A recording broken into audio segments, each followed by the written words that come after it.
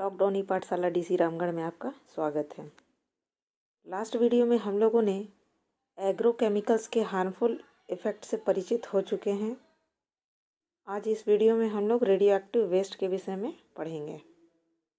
तो पहले हम लोगों को समझना होगा रेडियो एक्टिव या रेडियो एक्टिविटी क्या है। रेडियो एक्टिविटी प्रकृति में पाए जाने वाले वे तत्व जिनसे alpha, beta and gamma rays उत्सर्जित होती हैं, उन्हें हम रेडियो एक्टिव एलिमेंट्स कहते हैं। रेडियो एक्टिव एलिमेंट से निकलने वाले रेज से जो पॉल्यूशन होता है उसे हम रेडियो एक्टिव पॉल्यूशन कहते हैं। It is more dangerous form of pollution than other type of pollution, यानी ये सबसे घातक पॉल्यूशन है। रेडियो एक्टिव वेस्ट में रेडियो एक्टिव एलिमेंट्स होते हैं जिससे हार्मफुल रेज यानी alpha, beta and gamma rays उत्सर्जित होती रहती हैं।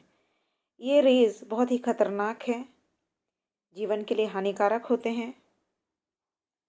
और radioactive waste bio non degradable होते हैं। इन्हें केमिकली ट्रीट भी नहीं किया जा सकता है, इसलिए ये लंबे समय तक हमारे पर्यावरण में विद्यमान रहते हैं और जीव जंतुओं को प्रभावित करते हैं। क्वेश्चन उठता है, ये रेडियो एक्टिव वेस्ट आते कहाँ से है, यानी इनका सोर्स क्या है। ये न्यूक्लियर पावर प्लांट से आते हैं, रिसर्च सेंटर से, न्यूक्लियर वेपन को यूज़ करने से, और mining activity of uranium and thorium से भी ये वातावरण में आते हैं।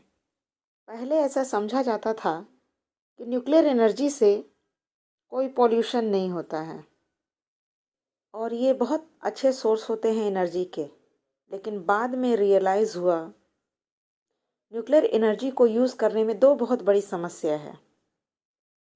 Has to very serious inherent problem. First, पहली समस्या एक्सीडेंटल लीकेज की है, यानी पावर प्लांट से रिसाव हो गया तो पूरे पर्यावरण में रेडिएशन फैल जाएगा।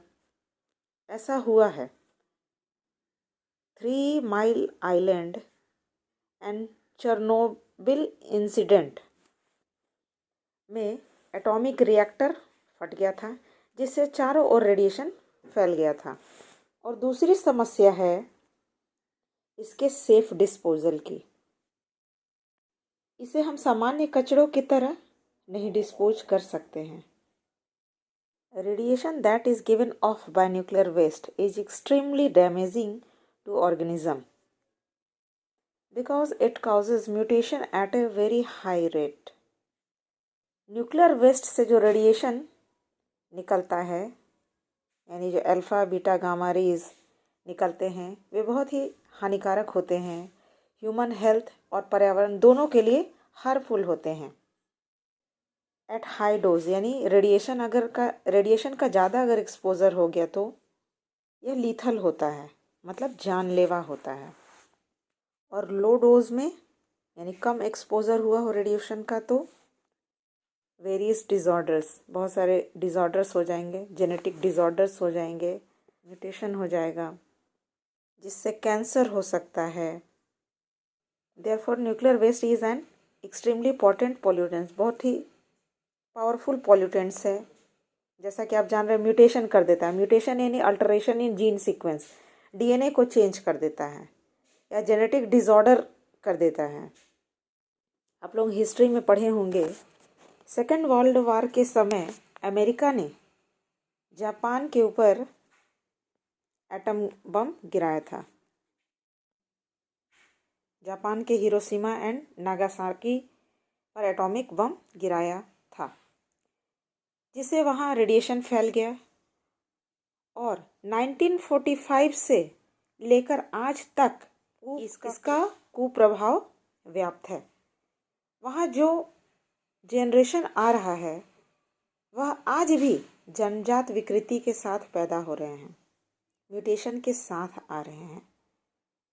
यानी इस एग्जाम्पल से आप समझ सकते हैं न्यूक्लियर वेस्ट से जो रेडिएशन निकलता है वह कितना खतरनाक है। इसलिए इसकी हैंडलिंग बहुत ही सावधानीपूर्वक करनी चाहिए। रेडियोएक्टिव वेस्ट का प्रॉपर डिस्पोजल ज़रूरी है, जिससे रेडिएशन का खतरा ना हो। क्योंकि रेडियोएक्टिव वेस्ट को डिग्रेड नहीं किया जा सकता है, इसलिए रिकमेंड किया गया है कि इसे स्टोर करने से पहले sufficient pre treatment should be done, जिससे वह थोड़ा हार्मलेस हो जाए।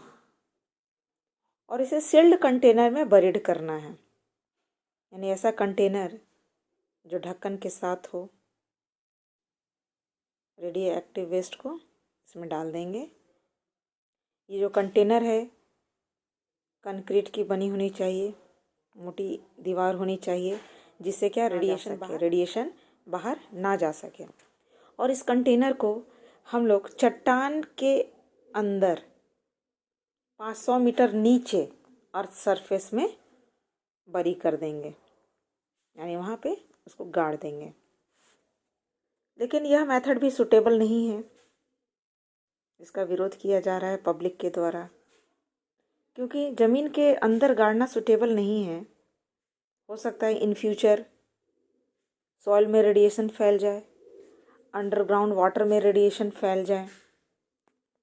इस तरह से इस वीडियो में हम लोगों ने रेडियो एक्टिव वेस्ट के कुप्रभाव को जाना। इसलिए हम लोग को न्यूक्लियर एनर्जी को छोड़कर अन्य ऊर्जा के स्रोत जैसे solar energy, wind energy, hydro energy को प्रमोट करना चाहिए। धन्यवाद।